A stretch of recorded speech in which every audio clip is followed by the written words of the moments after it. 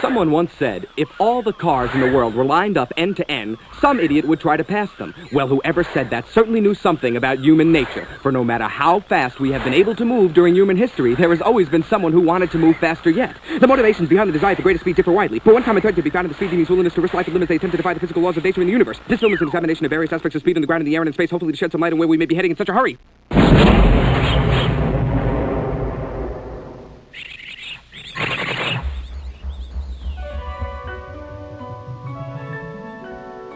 Imagination is more important than knowledge.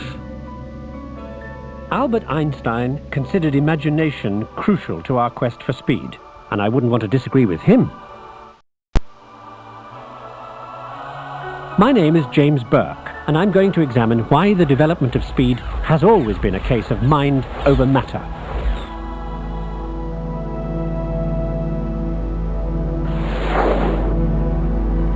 The science of speed has progressed through a series of imaginative discoveries. One idea leads to another. Each time an invention is refined and improved, it allows us to go that bit faster.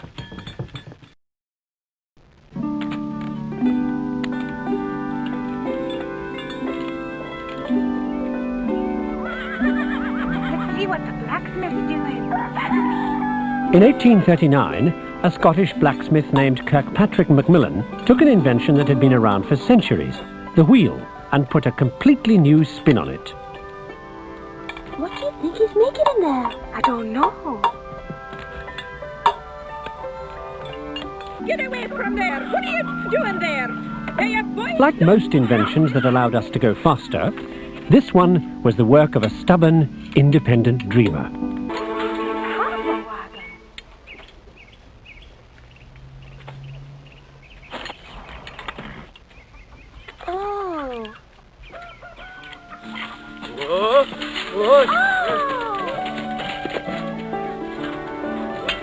Macmillan realized that his legs would generate more power if he put two swinging cranks on the rear wheel of a hobby horse. He was using the principle of leverage to boost power.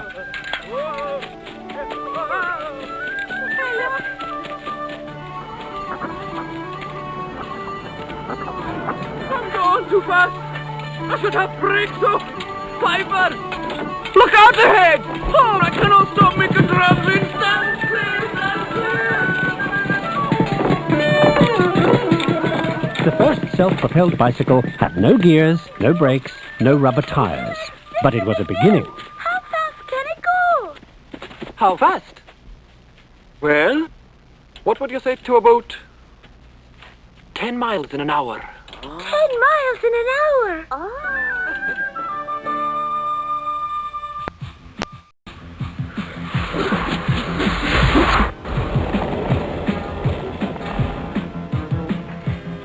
The development of science is like a relay race run through the centuries. Each time we pass on the torch of imagination from one generation to the next, we carry the original idea one stage further.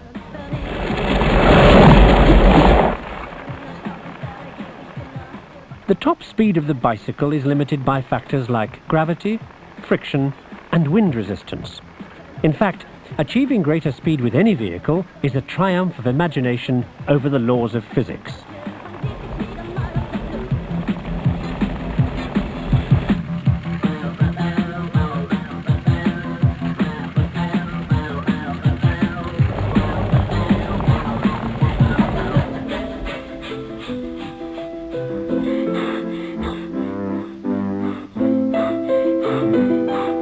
This human-powered vehicle is really a cycle in a fiberglass shell that's cleverly shaped to slice through the air with as little wind resistance as possible. Although it's driven by the same energy source Macmillan used, muscle power, this lightweight, streamlined vehicle can go 6 times as fast as the original bicycle. Not bad.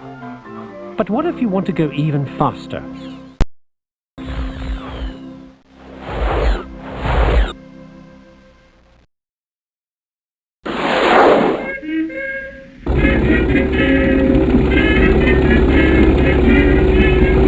When it comes to speed, muscle is no match for machine. The Stanley steamer could breeze along at over a mile a minute, which frightened some skeptics. I mean, the air might rush by so fast, the motorist wouldn't be able to breathe, they thought.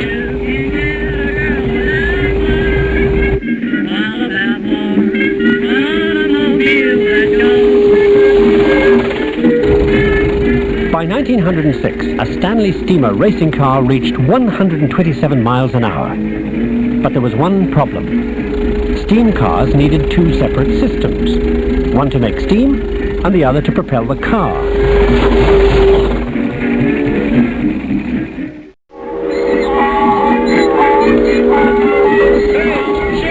Ultimately, though, steam could not compete with a more effective invention, the internal combustion engine.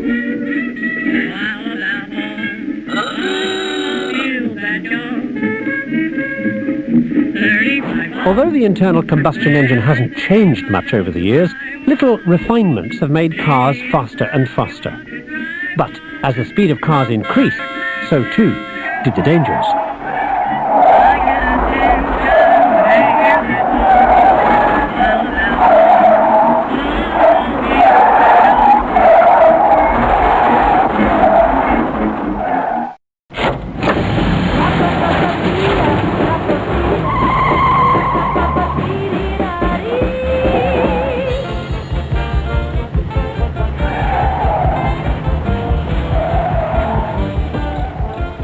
The hot rodders souped up their engines, and in the process they advanced the technology of speed. But often they pursued speed at the expense of safety. Geez, the throttle's stuck. What? Is something wrong? Nothing major. Look out! The car's broken! Get out of the way!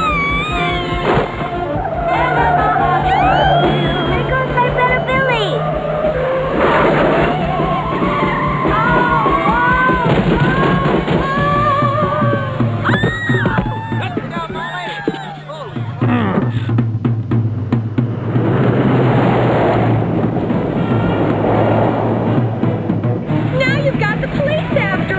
That's just Henry.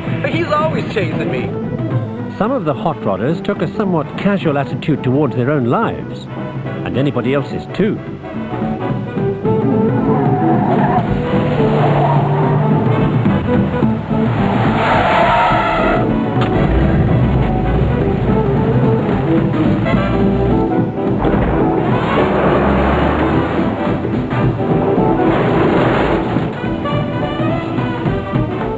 The hot rod was not an elegantly crafted racing machine, but these backyard mechanics improved performance dramatically by modifying the engines. They enlarged cylinders and customized carburetors to alter the mixture of air and gasoline. Stop! Stop that car! Look out! We can't stop him! Sit down, you're making me nervous. The early hot rodders, like Bill Vukovich, lived in the shadow of risk.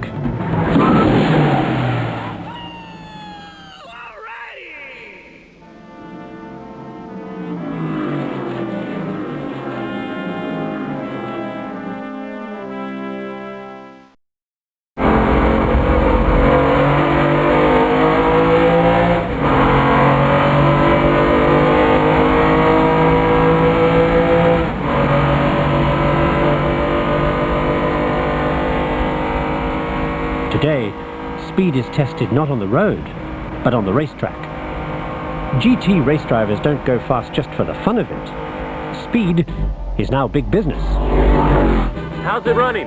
Well enough. But you see, with this aero package, I'm running out of fourth gear. We've discovered that the faster we go, the greater the obstacles. For example, the faster you take a curve, the greater the centrifugal force pushing you off course. Cornering ability is crucial. Speed alone is not enough.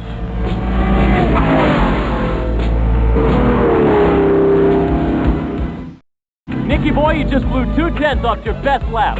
Have we reached the limit?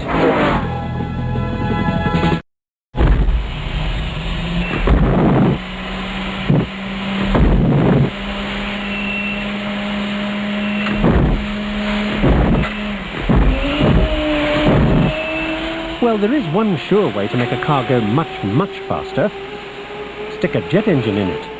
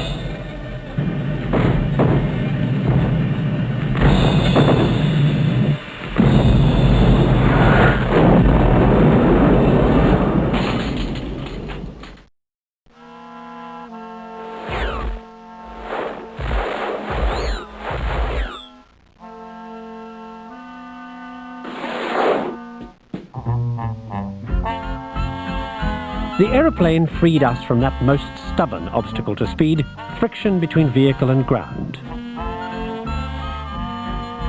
Oh, I feel just like a king. I can hear the angels sing. I can do most anything up in the blue.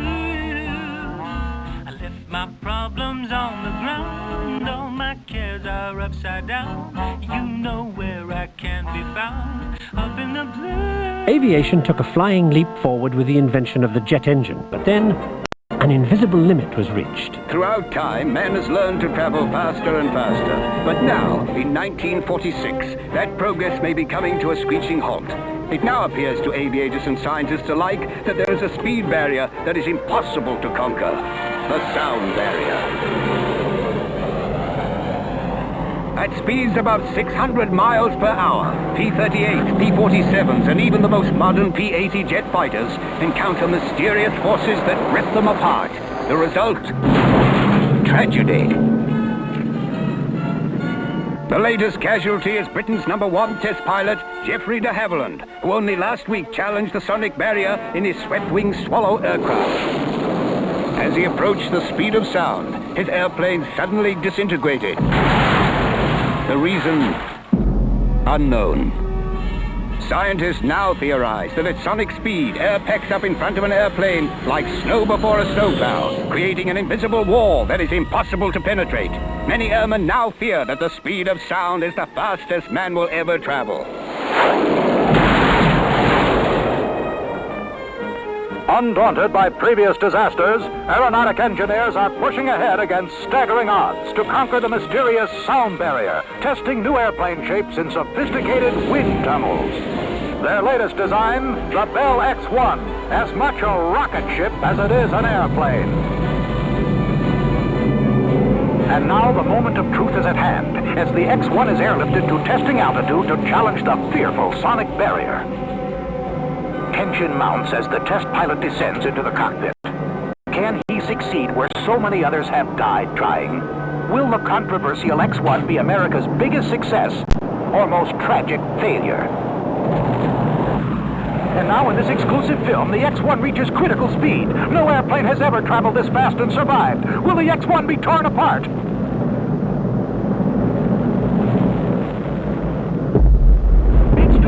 The X-1 has broken the sound barrier. This is a stunning triumph of imagination and perseverance as man once again conquers the unknown.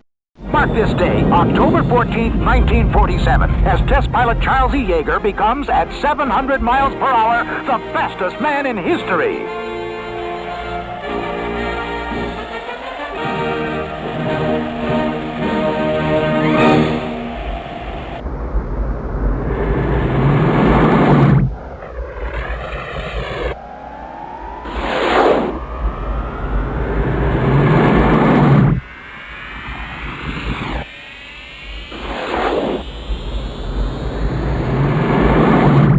top speed of the SR-71 is classified information.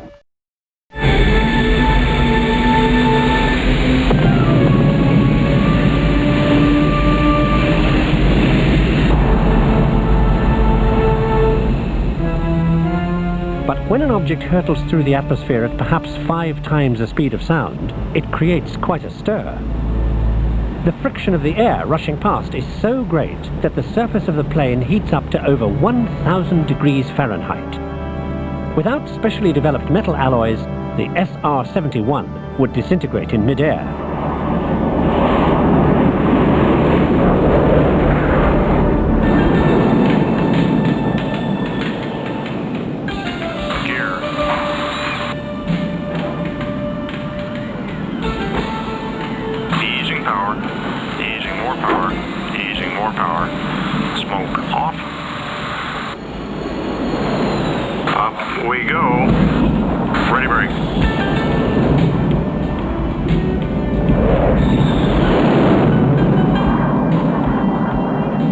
Precision squadrons like the Blue Angels provide the ultimate demonstration of speed with control.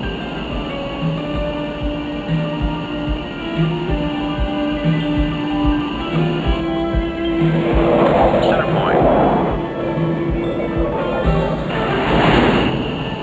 Rolling in. Take it in.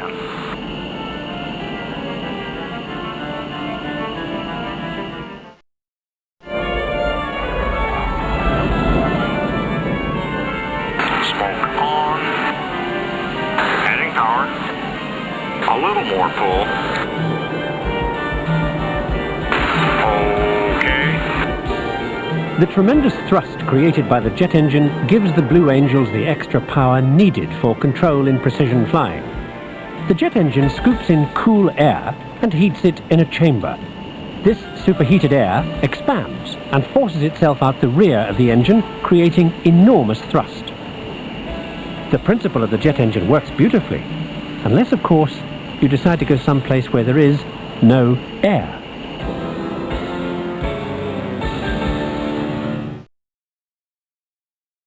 Unlike the jet engine, the rocket works in outer space because it needs no air.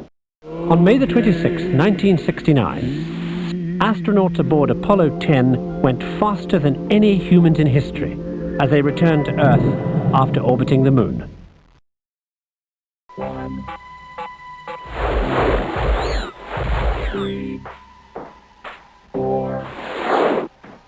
In the past 50 years, we've made enormous leaps in the development of speed. We travel faster and further, more than 3 trillion miles a year. Computers can accelerate us to 1 billion calculations a second. Life today is a bewildering kaleidoscope of electronic news and information as a human voice ricochets almost instantaneously around the planet.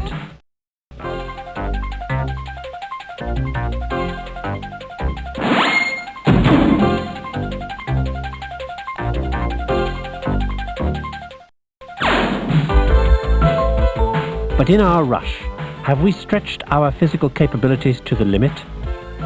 Some say our frenetic pace can only cause us trouble, that hypertension and heart disease are its inevitable result. Fortunately, though speed can cause stress, it can also be used to relieve stress. We can learn to ride the forces of nature for both speed and enjoyment.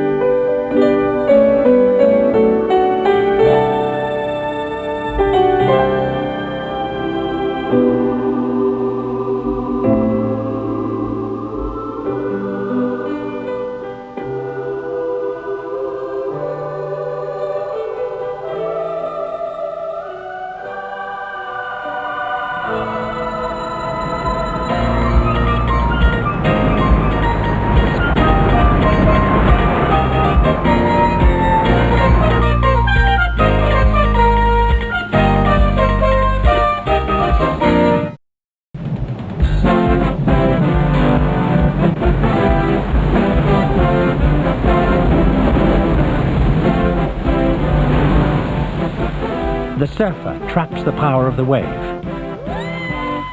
The sailor harnesses the wind.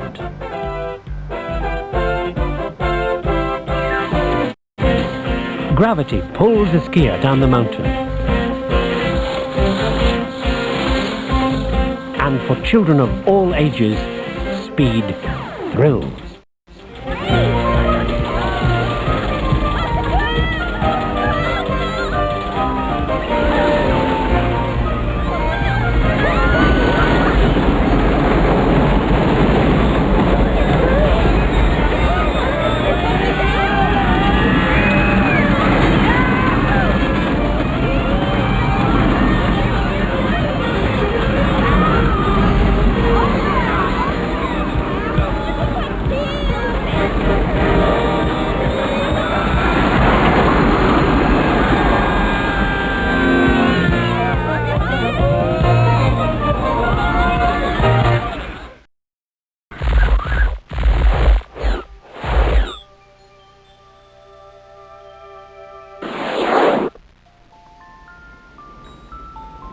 For all our progress, the science of speed is still in its infancy.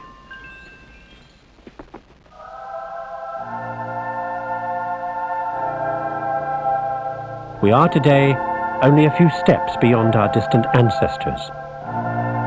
Yet in the next century, space planes will fly at 25 times the speed of sound, and rockets will blast into deep space at 250,000 miles an hour. That's fast, all right.